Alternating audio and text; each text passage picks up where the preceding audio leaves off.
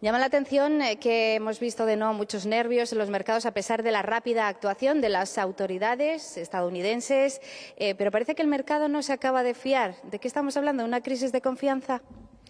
Bueno, la verdad es que hasta el viernes había un exceso de confianza. Los mercados habían cotizado desde mediados de octubre, digamos, un escenario idílico. Y ahora hemos visto cómo se pierde prácticamente un tercio de las subidas del sector bancario, básicamente por una pérdida de confianza.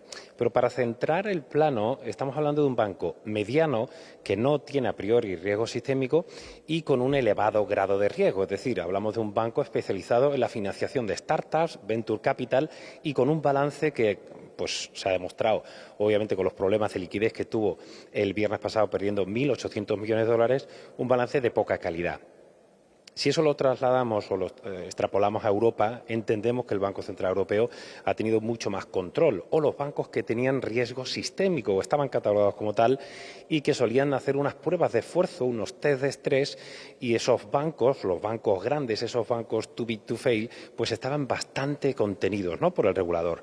Bien, este banco no entraba dentro de esa lista y de ahí que, pues bueno, quizá ha habido un exceso de confianza en esas actividades. Pero insisto que estamos hablando de un banco con unas actividades de financiación y con unas actividades lógicas de un banco pues con un elevado perfil de riesgo. Entonces no hay posibilidades de que se pueda extender a otros bancos porque todos nos hace pensar, por ejemplo, en bancos europeos que también están pasando situaciones un poco delicadas, como por ejemplo Credit Suisse. Bueno, es que hay bancos que no tienen unos balances tan saneados. En el caso de Europa, hemos visto después del caso Greensill, el banco suizo Credit Suisse, pero también incluso Deutsche Bank con numerosas ampliaciones de capital. Es decir, lo que hemos insistido desde Ibacons Alfa Value es buscar esos bancos de calidad, que los hay, los tenemos aquí en España, y además las subidas de tipos han hecho que los márgenes de intermediación, es decir, la diferencia entre el dinero que cojo en depósitos y lo que cobro por el activo bancario, es decir, por esos préstamos, créditos, pues se está expandiendo, es lo que llamamos la amplitud de los spreads, ¿no?, de los diferenciales. Y además estamos teniendo unos bancos con unas altas rentabilidades de los fondos propios, los famosos ROEs, una solvencia muy elevada y la cuarta pata, digamos, de ese buen hacer de los bancos europeos hasta hace prácticamente 2 días es una mora todavía muy contenida. Digamos que esa es la parte que va a empeorar con el ciclo económico. Pero hasta ahora yo creo que los bancos además han demostrado un cuarto trimestre excelente, podríamos catalogar los resultados de la banca española. Por lo tanto, es verdad que hay un efecto contagio por la pérdida de confianza, pero extrapolar un banco dedicado a startups californianas de Silicon Valley es quizá excesivo y pensamos que los bancos centrales van a controlar esa fuga de confianza que ha llegado hasta el otro lado del charco. Sin embargo, vemos como Wall Street está sufriendo hoy mucha volatilidad. En algún momento incluso se está moviendo en positivo, cosa que no hemos visto en las bolsas europeas, que han pasado un día de caídas desde el principio hasta el final, ¿no? Llama la atención que aquí parece que somos más miedosos que al otro lado del Atlántico. Bueno, pero hay que entender que el Dow Jones de industriales estaba ya negativo en el year to day, lo que llamamos de ejercicio, y el Standard & Poor's se ha puesto hoy negativo, con el Hansen de Hong Kong también negativo. Y sin embargo, en Europa hasta la sesión de hoy estábamos creciendo a doble dígito. El peso del sector bancario, muy importante en el Eurostock, pero también en el IBEX o en el caso del selectivo italiano, hace que esas pérdidas del 5 o 6% del sectorial especializado en financieras pues lastre, digamos, o el performance de los índices europeos hayan lastrado.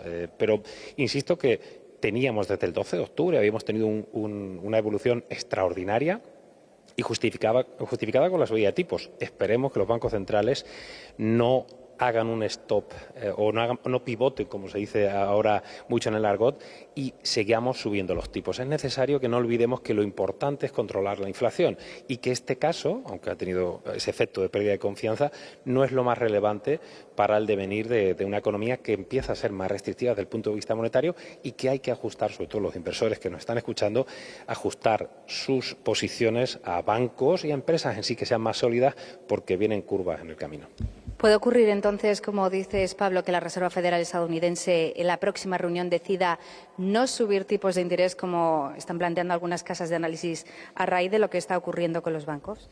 Yo espero que no cambie el sesgo, pero es cierto que tenemos este jueves que Christine Lagarde ya había preanunciado 50 puntos básicos hasta el 3,5% y la FED la semana que viene, el 22 de marzo, bueno, pues hace tan solo 3 días veíamos como la probabilidad había escalado para 50 puntos básicos, ahora se ha dado la vuelta y los 25 puntos básicos vuelven a ser, digamos, el escenario más probable.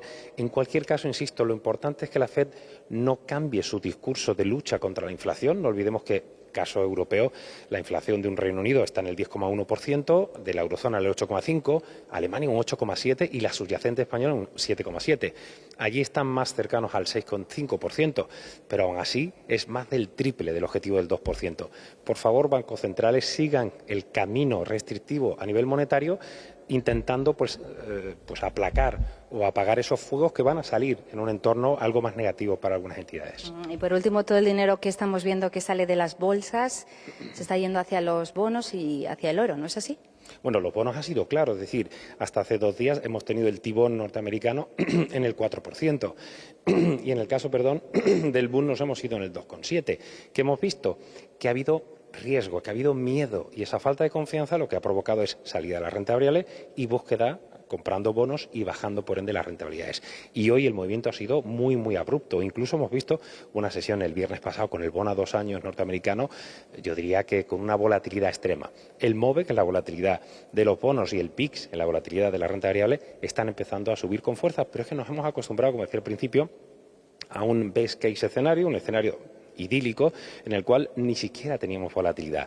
Los mercados son a veces para valientes y sobre todo para sensatos. Por eso insisto, buscar compañías de más calidad y también incluso los bonos, como estamos viendo, buscar esos bonos de más calidad y evitar tomar un riesgo excesivo porque, insisto, el camino puede ponerse más complicado desde el punto de vista de la desaceleración y de unas subidas de tipos que nos hagan tener menos renta disponible.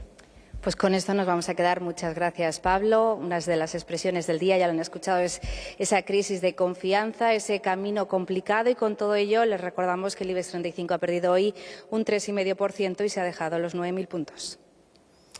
Gracias a los dos por ese análisis desde la Bolsa de Madrid.